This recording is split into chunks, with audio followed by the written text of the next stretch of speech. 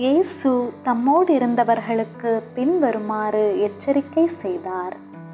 பேராசை கொள்ளாதவாறு உங்களை காத்து கொள்ளுங்கள்.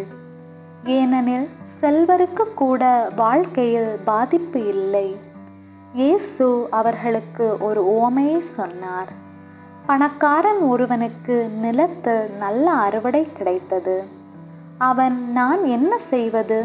தானியத்தை எல்லாம் சேர்த்து வைக்க பெரிய களஞ்சியம் இல்லையே என்று தனக்குள் சொல்லிக் கொண்டான்.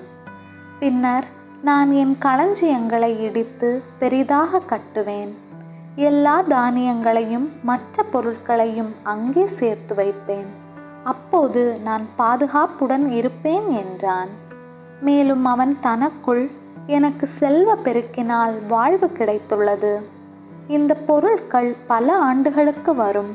நான் உண்டு குடித்து மகிழ்ச்சியோடு இருப்பேன் என்று சொல்லிக் கொண்டான். ஆனால் கடவுள் அவனிடம், முட்டாளே, இன்றிரவே நீ இறப்பாய். நீ சேர்த்து வைத்ததால் உனக்கு என்ன நன்மை கிடைக்கப் போகிறது என்று கூறினார். கடவுள் முன்னிலையில் செல்வம் இல்லாதவராய் தமக்காகவே செல்வம் சேர்ப்பவர் எத்தகையோரோ!